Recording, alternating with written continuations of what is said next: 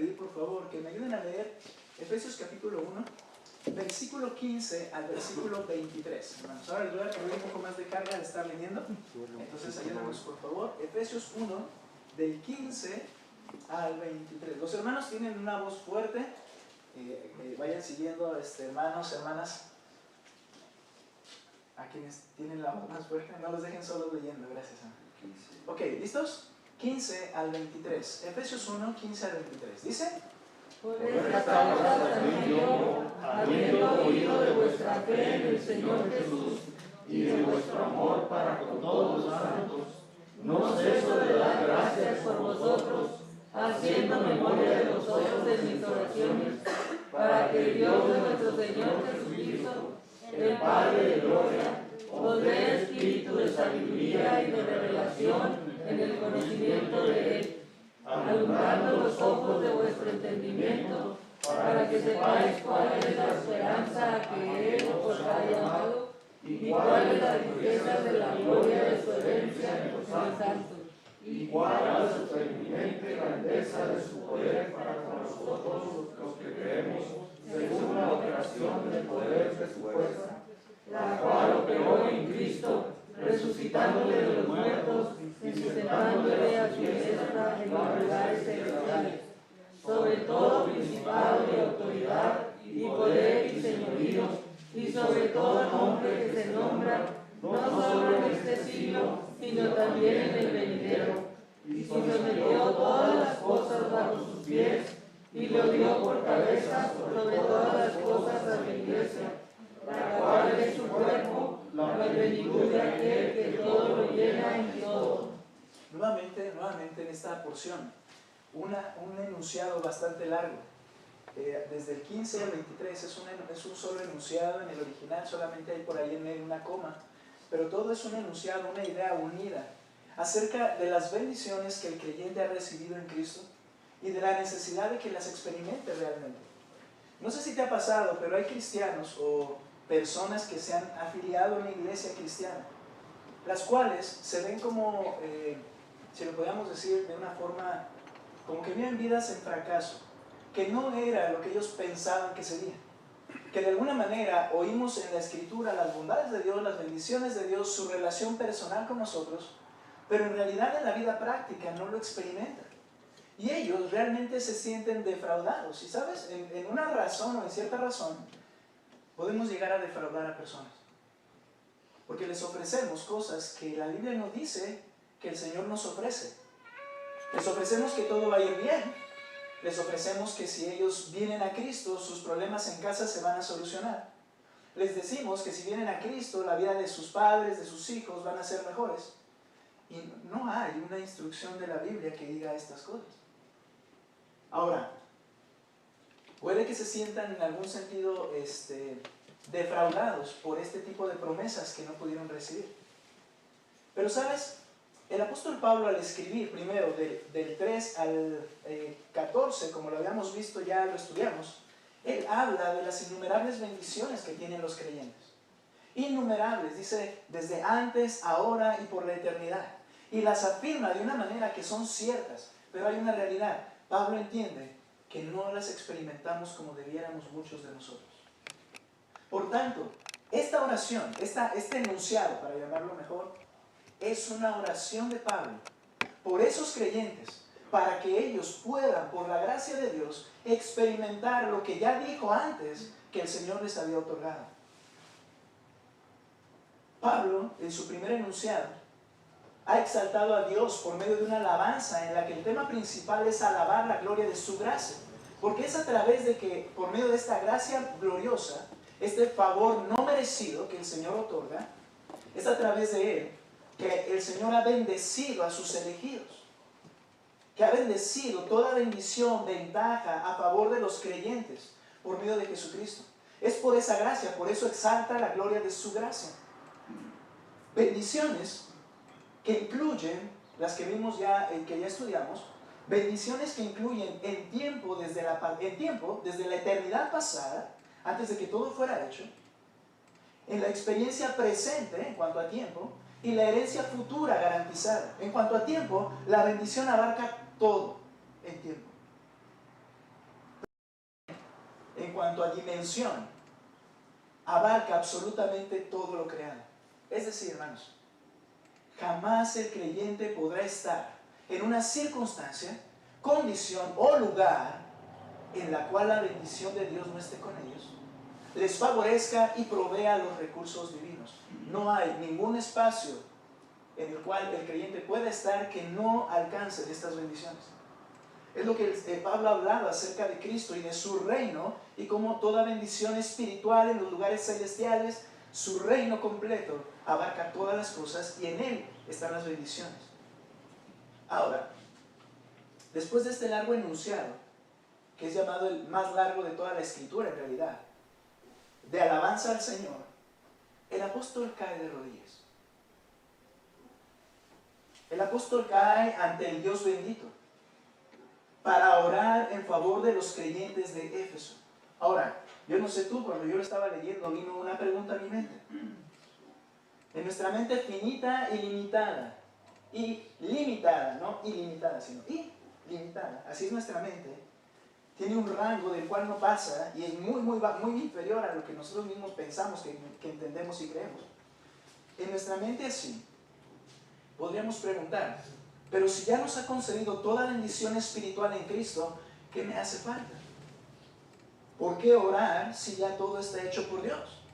Como lo expresa en los versos previos.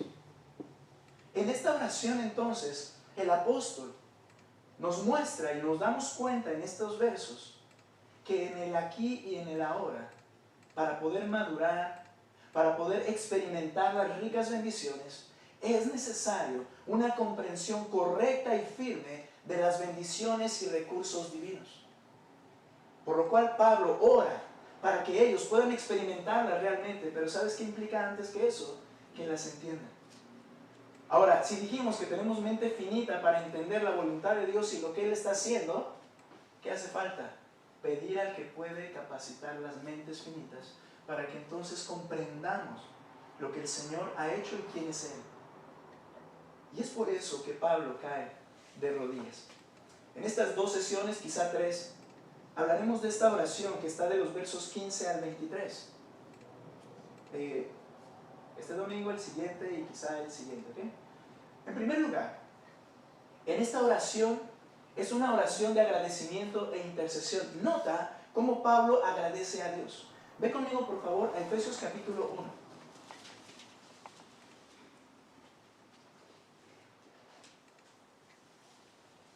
Verso 15. Nota, ¿cómo inicia esta nueva oración?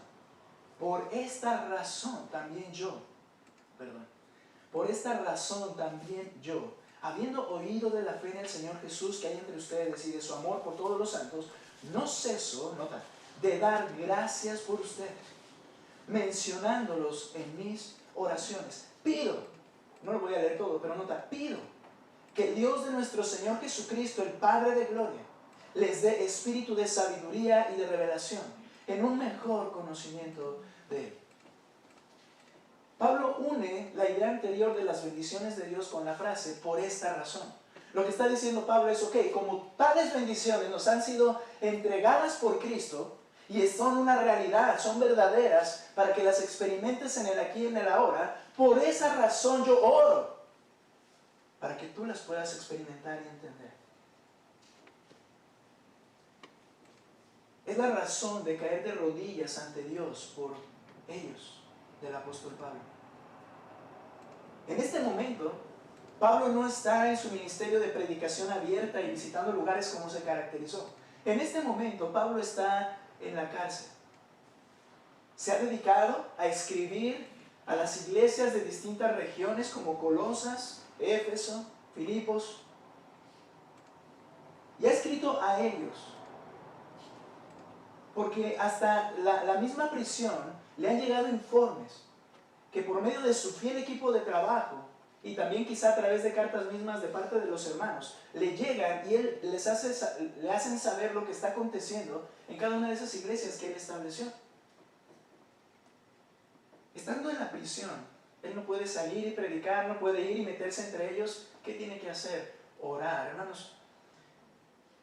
El ministerio delante del Señor, servirle y que seamos usados para su gloria, no siempre es por medio de actividades en las cuales seamos vistos. No siempre es así. De hecho, suele ser lo más común. Que buscamos mi ministerio que sea algo que los demás vean que estoy haciendo. Pero ¿qué de orar por los creyentes? ¿Qué de caer de rodillas y mencionar a cada uno y sus necesidades? Puedes estar listo para servir en cualquier área, pero ¿qué tan listo estás para predicar? Para orar por ellos, por la iglesia. Dice Pablo, no ceso de dar gracias por ustedes. Yo no sé cuántas horas oraba Pablo, lo que sí sé es que no tenía dónde ir. Y dice que cada vez que oraba, los recordaba y los mencionaba. Qué gran ministerio y qué gran trabajo es ese, que lo pudiéramos entender. Ahora, ¿por qué da gracias el apóstol Pablo acerca de estos hombres y mujeres de la zona de Éfeso? Las noticias que de gratitud le conducieron a un gozo al ver lo que estaba pasando en esa iglesia. No ceso de dar gracias por ustedes. Nota, versículo 16 dice, no ceso de dar gracias por ustedes, mencionándolos en mis oraciones. Pero ¿qué era lo que él daba gracias? Verso 15. Por esta razón también yo, habiendo oído de la fe en el Señor Jesús que hay entre ustedes, primera cosa. Segunda, y de su amor para todos los santos, no ceso de dar gracias. ¿Qué es una acción de gracias en oración particularmente? ¿Qué es una acción de gracias?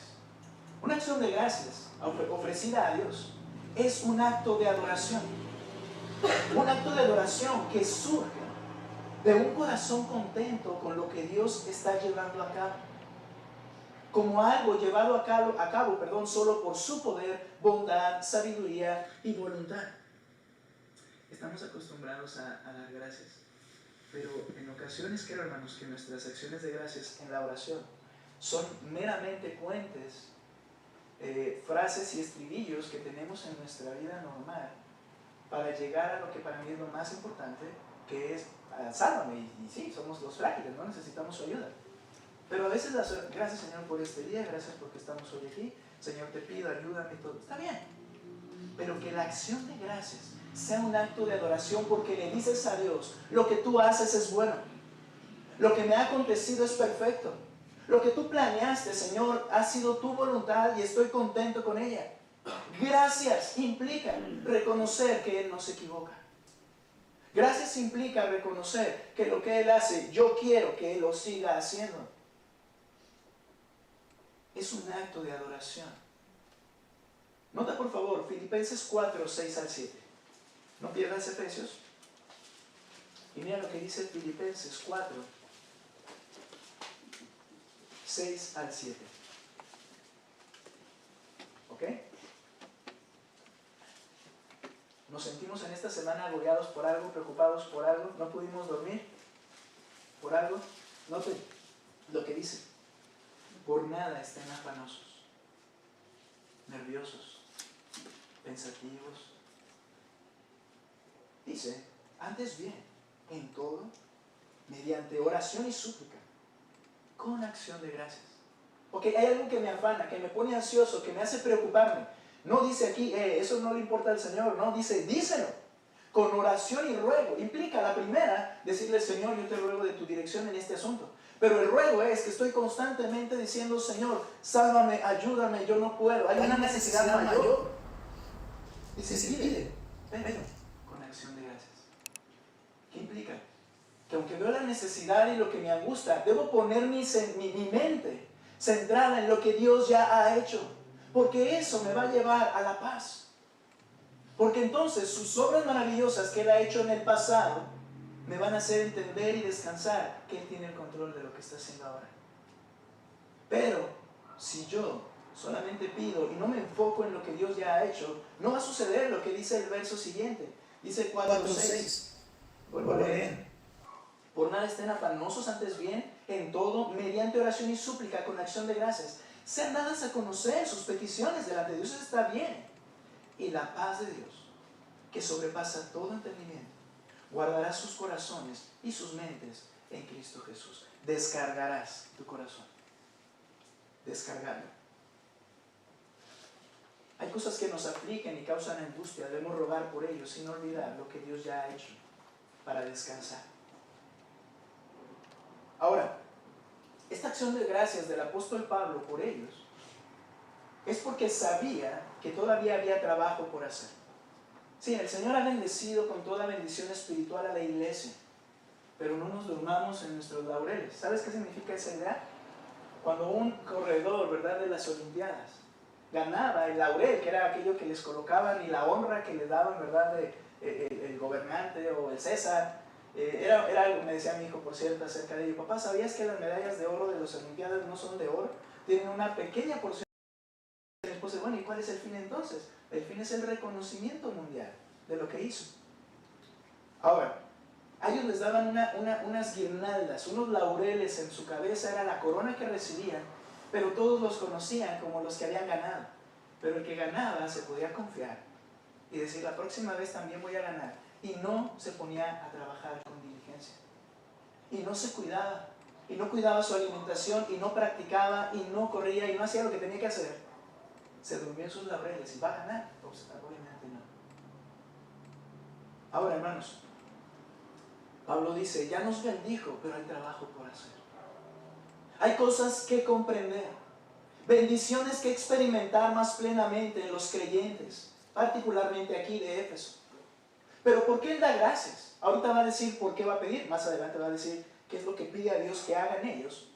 Pero ¿por qué da gracias? Porque había evidencias de que el poder de Dios ya estaba actuando en esos creyentes. Que la obra sabia de Dios estaba actuando en esos hermanos. Lo que le conducía a que su oración tuviera una verdadera confianza de que Dios haría las promesas que ha dicho. Es decir, al ver que Dios estaba haciendo obra en ellos, decía, yo doy gracias a Dios porque esto quiere decir que tú eres un receptor de las bendiciones de Dios. Voy a hablar de esto ahora. Estas evidencias son necesarias para que puedas descansar en que las promesas realmente son tuyas. No ceso de dar gracias a Dios por ustedes. ¿Cuál era la evidencia de que Dios estaba obrando de manera clara, fuerte, poderosa en la vida de ellos? ¿Cuáles son estas evidencias? Nota por favor, versículo 13 nuevamente.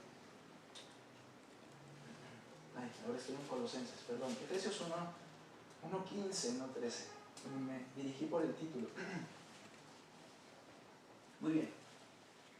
Por esta razón, yo habiendo oído de la fe en el Señor Jesús que hay entre ustedes. A Pablo le llegaron noticias de que estos hombres realmente tenían una fe en el Señor Jesús. A ver, antes de iniciar y tratar de explicarlo, esto implica que la fe se hace evidente. Que hay características en la fe en Cristo, el que te salva. Hay características que hacen que los demás puedan testificar con claridad, esta persona ha creído. Y llegaban y le decían a Pablo en la cárcel, los efesios han creído. ¿Y cómo lo sabes? ¿Eres mago?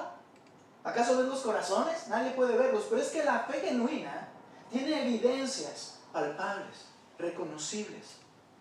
Y es por ello que Pablo da gracias por ellas. La fe, la primera evidencia, la fe en el Señor Jesús. ¿A qué se refiere el apóstol Pablo, hermanos? Simple y sencillamente, es la única fe salvífica. Es la fe que otorga el perdón de pecados, la salvación y la vida eterna. No hay clases de fe.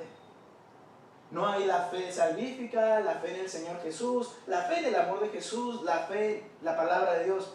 Todo se engloba a la fe salvífica en el Señor Jesús. Podríamos decir que esta clase de fe es la fe mínima, inicial, para ser perdonado y salvo por Jesucristo. La fe mínima e inicial. ¿Qué implica la fe en el Señor Jesús? Bueno, interesante lo que dice el apóstol Pablo. No dice la fe en el Salvador Jesús. Recuerda, cada palabra es importante en la Escritura. No dice la fe en el buen Hijo de Dios Jesús. No dice la fe en el misericordioso Jesús. ¿Cuál es la característica que enfatiza? Su señorío. ¿Qué quiere decir esto?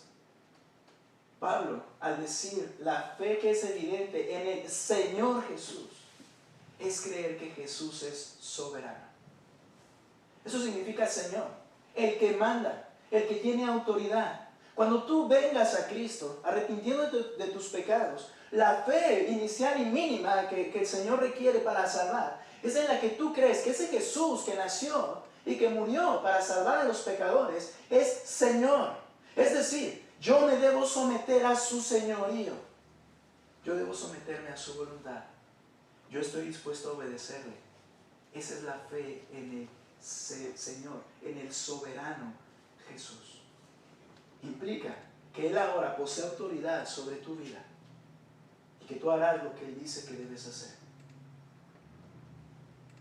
Nota por favor, 2 Corintios 4:5. No sé si voy a llegar a la segunda predicación. 2 Corintios 4:5, por favor.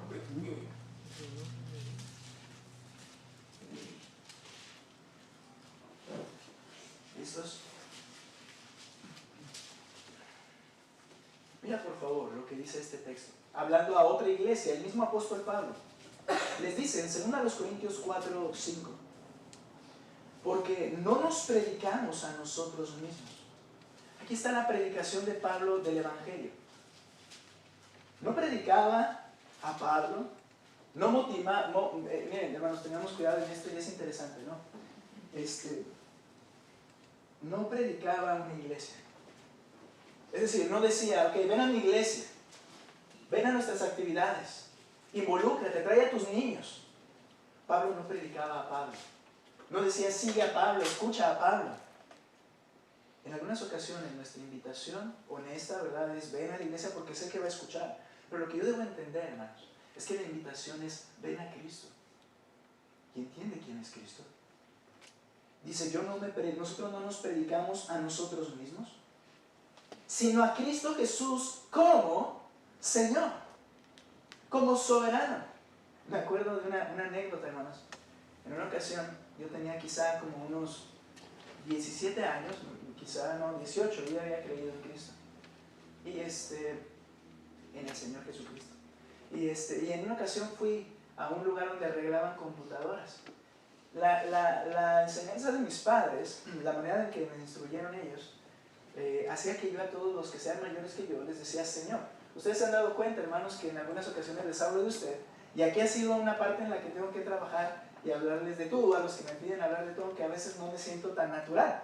Bueno, pero ya estoy trabajando en eso. Ahora, cuando yo llegué, pues yo le pregunté al muchacho, ya ahorita pensando, quizá tenía unos 26, 27, pero tenía un poco de cana, y yo le dije, ok, Señor, ¿qué es lo que se requiere para que la computadora? Y no sé qué pregunté. Se me quedó viendo. ¿Cómo me dijiste?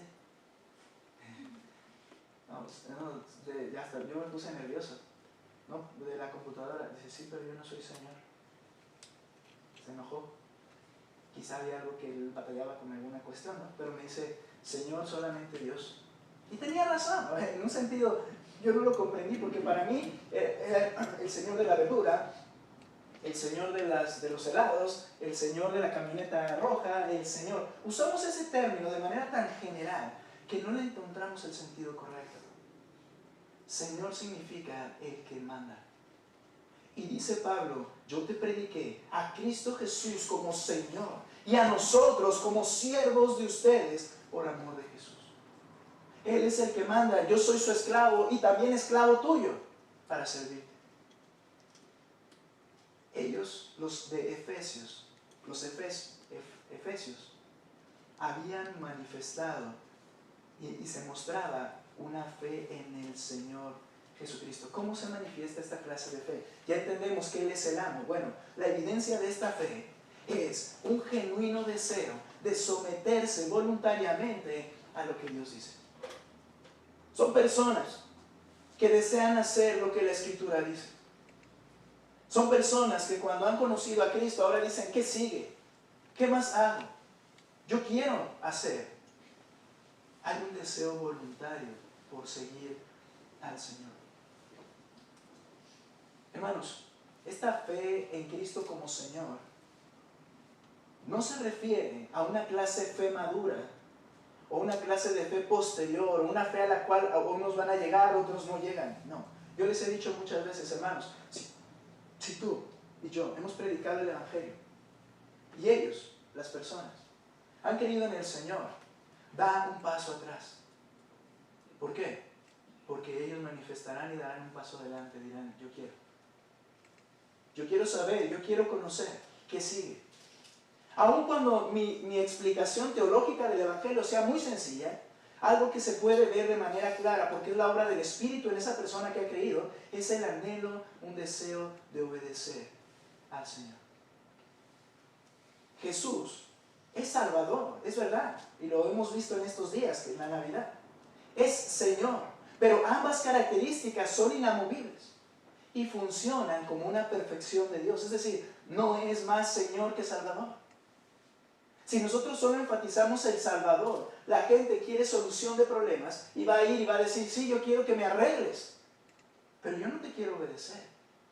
Y luego vas a estar batallando para que obedezcan, quieran ir a la iglesia, quieran bautizarse como la Biblia enseña, quieran estudiar la Escritura, porque dijo alguien en algún momento, no puedes convertir cabritos en ovejas.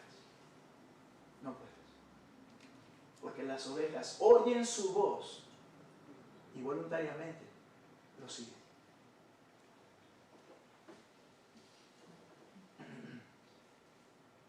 Estas características entonces radican en Él de manera absoluta. Hebreos 5:9, por favor. Hebreos 5:9.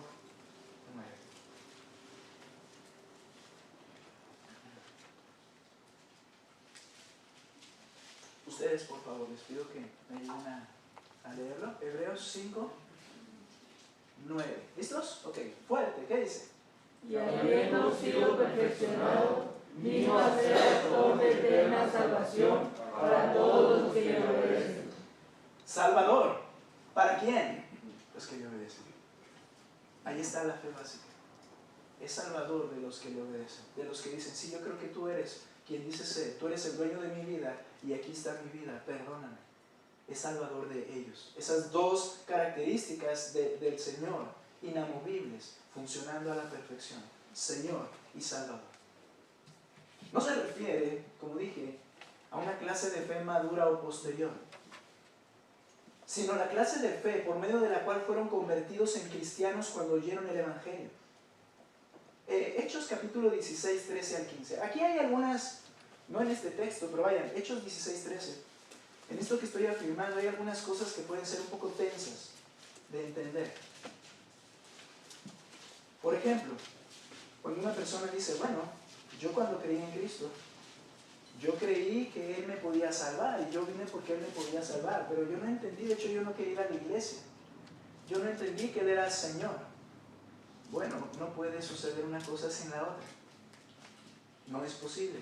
Pero hay un poco de tensión. Y yo diría a las personas que tienen el anhelo de seguir a Cristo ahora, que quizá ahora eres hijo de Dios, porque anhela seguirle, porque es característica de la fe salvadora. Ahora, leamos por favor Hechos 16, 13. Está predicando Pablo, dice, el día de reposo salimos fuera de la puerta, era un sábado, a la orilla de un río, donde pensábamos que había un lugar de oración. Normalmente las mujeres y otros piadosos judíos se juntaban a orar a cierta hora del día. Nos sentamos y comenzamos a hablar a las mujeres que se habían reunido. Y estaba escuchando cierta mujer llamada Lidia, de la ciudad de Tiatira, vendedora de telas de púrpura, que adoraba a Dios. Es decir, ella creía en el Dios de los judíos y tenía en ese sentido una fe en esa religión. Y el Señor, nuevamente el término, abrió su corazón para que recibiera lo que Pablo decía.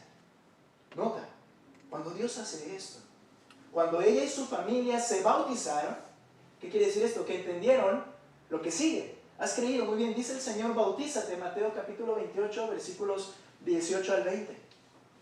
Bautícense. Ella entendió y se bautizó, pero luego mira, nos rogó si juzgan que yo soy fiel al Señor? Ella entendió que la vida cristiana se caracterizaba por fidelidad y obediencia al Señor. Y no tenía un año de predicación. Apenas le habían predicado el Evangelio. El Señor abrió su corazón y ella entendió: tú estás diciéndome que yo debo ser fiel a Él. Muy bien, entonces si tú dices eso, ahora te pido algo. Ven y quédate en mi casa. Hospédense ahí. Y el equipo que traía Pablo no era pequeño. ¿Notas el corazón servicial porque han creído en Cristo? Son características, hermanos, que se deben manifestar en la vida de los creyentes. Pablo dice: me da gozo, doy gracias a Dios porque esta característica indica que realmente son los que merecen, ¿no? Los que han recibido las bendiciones de las cuales ya hablamos. Y la segunda característica, el amor por todos los santos.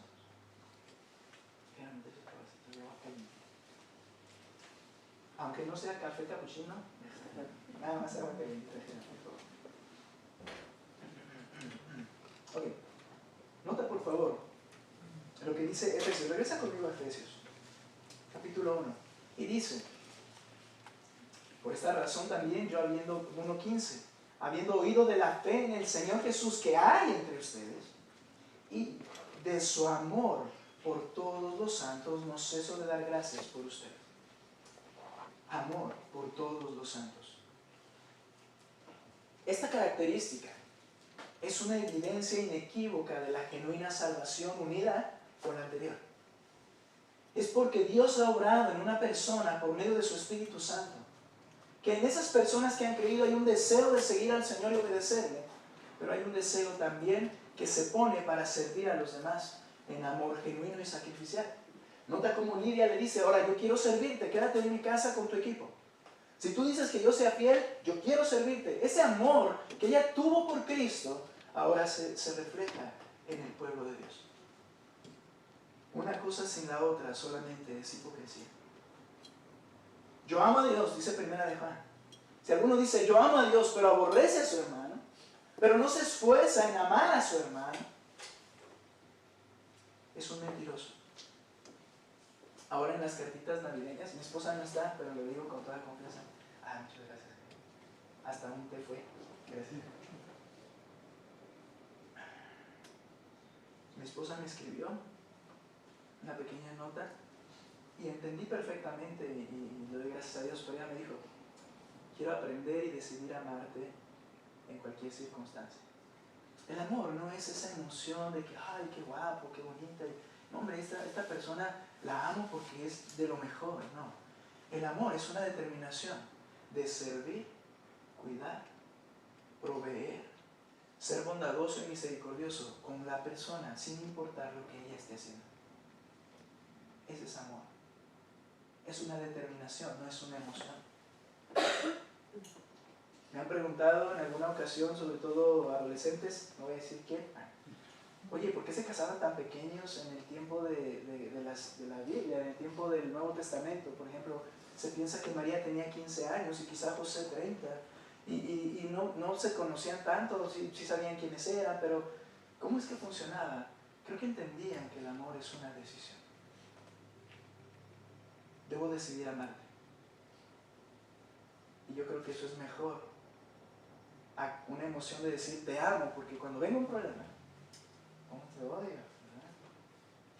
Me gustaría, bueno, este amor, dice, es por todos. Y es característica y evidencia de que Dios ha salvado a una persona. ¿Sabes? Lo natural en nosotros es el amor, no sacrificial y entregado, sino es el amor que busca el beneficio personal. Me ha costado entender esto. Yo creo que las mamás tienen un amor genuino por sus criaturas y que pueden dar la vida por ellas. Es el amor, creo que humanamente más puro y fuerte que puede haber. Pero Dios en el Antiguo Testamento le dice al profeta: pero mira, aunque tu madre te abandone, puede llegar el momento en que el amor más natural de una madre se convierta en un amor egoísta, se convierta en el beneficio propio, se convierta en que yo quiero que ellos un día me mantengan y es mi anhelo que ellos me mantengan, o se convierta en que ellos sean el enfoque de mi felicidad, cuando el único que puede llenar tu corazón es Cristo, no tus hijos, no tu esposo. Entonces, ese amor ya está manchado por nuestro pecado. Y eso nos pasa a todos. Eso es lo natural en el hombre que está en pecado. Somos pecadores, lo sabemos, nacemos en pecado. Pero este amor que busca sacrificialmente el bien del otro no existe de manera natural en el hombre caído en pecado. Nota lo que dice Lucas capítulo 6. Está hablando el Señor Jesús. Lucas capítulo 6. Ahora recuerda, Pablo da gracias porque ese amor correctamente expresado se veía en la vida de ellos. Lucas 6, 27, por favor. Pero a ustedes, los que oyen, les digo, amen a sus enemigos, hagan bien a los que los aborrecen, bendigan a los que los maldicen, oren por los que los insultan. A ver, hermanos, ¿cuántas veces en tu vida normal no han venido situaciones en las cuales, no, está bien, pero como dice el Señor, ¿verdad? Ellos hicieron esto, los voy a dejar, no voy a hacer nada, está bien, voy a dejar la venganza al Señor? Pero hay algo muy diferente a esto que está diciendo el Señor. Aquí dice, no solamente digas, ok, ya no me meto con ellos, sino dice, busca hacerles bien. Busca suplir sus necesidades de esos. Ese es el amor distinto. Porque lo normal es, ok, me aparto y que caiga un rayo y mi corazón está enojado. Pero un corazón que puede amar a sus enemigos, que hace bien a los que le aborrecen, que bendice a los que los maldicen, que oran, que caen de rodillas y le claman al Señor por aquellos que los insultan, es un amor que se caracteriza en un corazón que ha sido salvo por el Espíritu Santo al momento de creer. A que te hieren la mejilla, preséntale también la otra. Y he explicado acerca de ello, ¿verdad? El golpear de revés era humillar a alguien. O sea, tú podías golpear así y se armaba, ¿no? Todo a puños. Pero alguien con autoridad llegaba y la persona estaba seria y llegaba y le hacía así. Y era un acto de humillación. Dice, bien, cuando lo hagan, ponle la otra. Es decir, no pasa nada. Yo te puedo servir en algo. Qué duro, ¿no? Qué difícil. A veces odiamos a gente que no nos ha hecho nada en realidad. Entonces, dice el Señor aquí, sigue explicando. A todo, 20, a que te hieren la mejilla, preséntale también la otra. El que te quite la capa, no le digas tampoco tu túnica. A todo el que te pida, dale, y al que te quite lo que es tuyo, no se lo reclames. Y así como quieran que los hombres les hagan a ustedes, hagan con ellos de la misma manera. Si aman a los que los aman, ¿qué mérito tienen? Ahí está ese amor natural que hay. Yo amo a quien le va a traer un beneficio. Porque también los pecadores aman a los que los aman. Si hacen bien a los que les hacen bien, ¿qué mérito tienen? Porque también los pecadores hacen lo mismo. Si prestan a aquellos de quienes esperan recibir, ¿qué mérito tienen? También los pecadores prestan a los pecadores para recibir de ellos la misma cantidad. Ahora, hermanos, ¿cuál es el punto? Todos somos pecadores, pero el Señor está hablando a su pueblo, a los que han creído en Él, y le dice, tú no lo hagas de esa misma manera. Porque antes de que conociera Cristo, así lo hacías. Por eso dice el 35, antes bien, amen a sus enemigos, hagan bien y presten, no esperando nada a cambio, y su recompensa será grande, y serán hijos del Altísimo. ¿Qué quiere decir y serán hijos del Altísimo? ¿Que me gano la salvación por buenas obras? No. Que el Hijo se parece a su Padre. Que los demás dirán, este es diferente. Este es Hijo de Dios. Ahora, ¿esto pasa? Claro que sí. Pablo dice, me han informado del amor que tiene para con todos los santos. Se parece a su Padre, que es Dios. Para que sean hijos de vuestro Padre. Porque Él es bondadoso para con los ingratos y perversos. Sean ustedes misericordiosos, así como su Padre es misericordioso. El Señor Jesús modeló la clase de amor que identificaría a su pueblo, los creyentes. Esta clase de amor, Juan capítulo 13, por favor. Ya estamos acercándonos al final. Ok, está bien.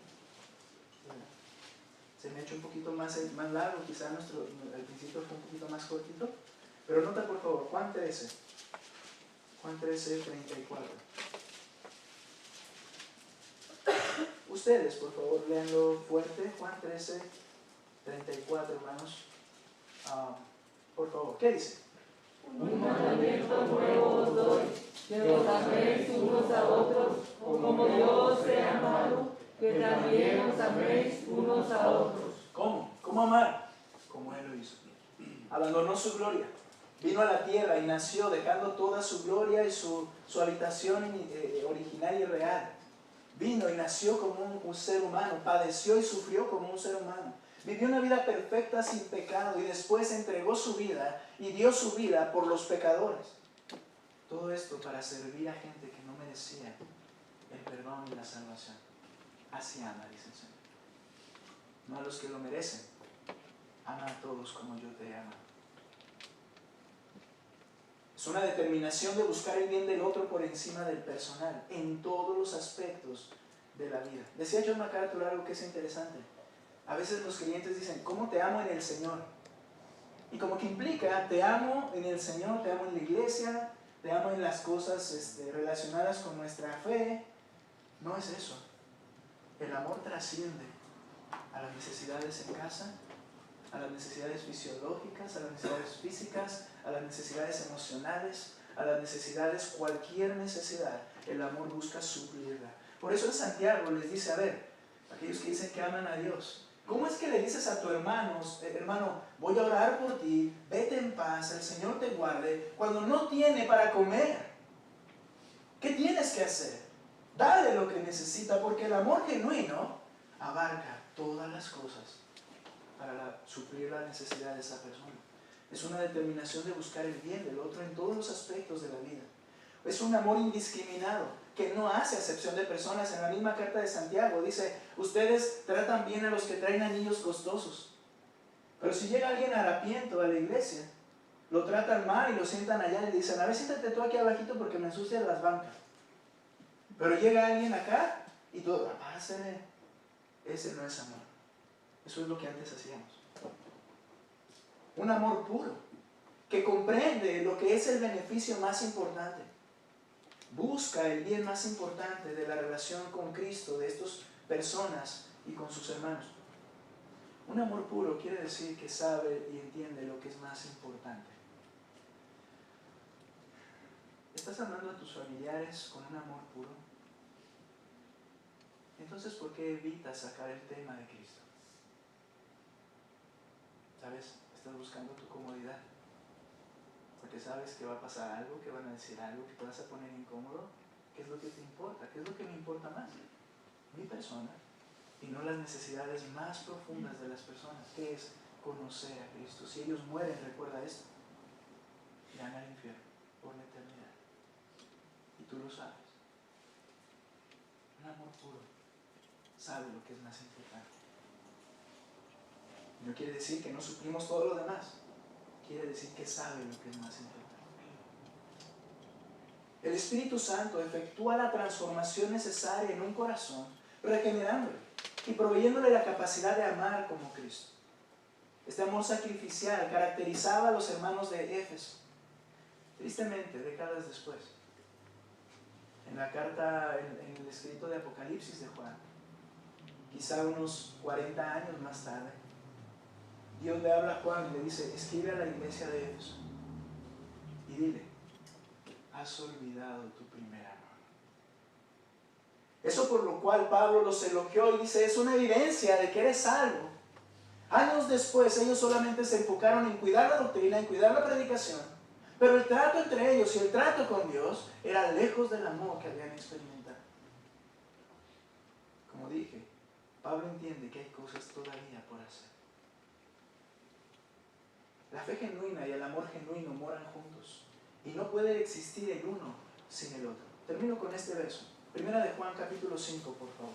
El mismo que escribió Apocalipsis y que les habló acerca del amor que faltaba en Éfeso 40 años o más después. Nota lo que escribió en Primera de Juan capítulo 5, verso 1.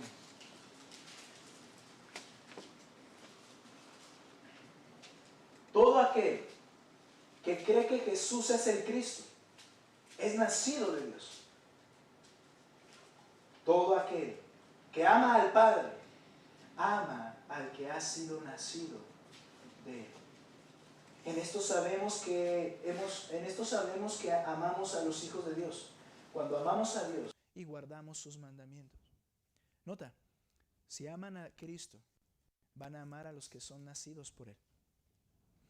Amo a Cristo, voy a amar a los que Cristo les da vida, a los creyentes, a la iglesia. Es de entender, hermanos, y pensar. No quiero decir que no podemos amar a nadie más, al contrario, ya lo vimos, amar aún a los enemigos. Pero ve qué hermoso, amar a lo que Dios ama. Esa es una relación hermosa. Cuando tuvimos la oportunidad de visitar a Jonathan, que yo fui de chofer más que nada con las hermanas, de verdad, Jonathan, no sé si no digas nada, hermano, ya luego. Yo pensaba, no sé qué pasó, pero ¿cómo podíamos vivir con otros creyentes que conocí nada más durante una hora? Y durante ese lapso, hermanos, un vínculo, y esto no es mágico, sino más bien, esta es una realidad en la vida de los creyentes. Hay un amor, hay un entendimiento. No son perfectos y seguro que si los conociera más, quizá hay cosas que no me gustarían de las personas que conocí, pero hay un genuino amor por ellos y yo debo trabajar en amar lo que Dios amó. Gracias a Dios, dice Pablo, porque han creído en Jesús como su Señor y su amor por los hermanos es evidente. Esto es muestra de que ustedes son receptores de las bendiciones que Dios ha prometido y entonces con toda confianza va a orar: Señor, dales, concédeles, que ellos puedan entender, porque ellos son receptores de tus bendiciones por la evidencia del amor, la evidencia de la fe en Cristo como su amo. Vamos a detenernos ahí y vamos a terminar orando en esta primera hora. Oramos. Señor, te agradecemos, Padre, profundamente, porque estas transformaciones no pueden ser hechas de manera artificial. Yo no puedo generar en mí mismo un corazón que te ame, un corazón que esté sometido a ti, obedeciendo. No puedo generar de manera artificial un corazón que ame a la gente que tú has salvado. Eso, Señor, es una obra poderosa, soberana y sobrenatural de tu gracia, tu Espíritu en nosotros. Yo te agradezco, Padre, por estas evidencias y te ruego que seamos diligentes para cuidar estas cosas en nuestra vida, para alimentarlas, para practicarlas, para experimentar, Señor, todas tus bondades que seguiremos estudiando, todos los recursos que tú nos has dado en Cristo, Señor. Gracias por este momento. Te alabamos. Te alabamos en el nombre de Cristo Jesús. Amén. Gracias, hermanos.